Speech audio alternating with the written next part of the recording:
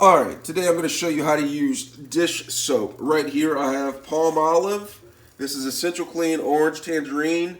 Scent orange eat tangerine. If you can say it in scene of French right there. I spoke a little bit of French.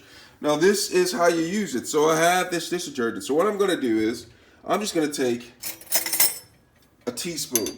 Alright. And then I'm going to put a teaspoonful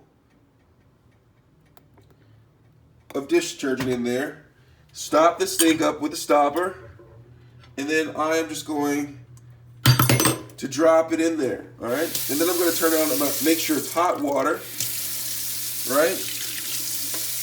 And it's going to slowly start to fill up and start to suck. As you see, I spilled some right here. I'm just going to push that in there, just like that. And you see, as you can see, the bubble consistency at the bottom is starting to bubble up. And the water's soapy and it's good to get rid of grease and all that stuff because I've added a teaspoon amount for one sink full of dishes. And that's how you use palm olive dish soap or just dish soap in general. Let me know if you have any questions. Thanks a lot for watching.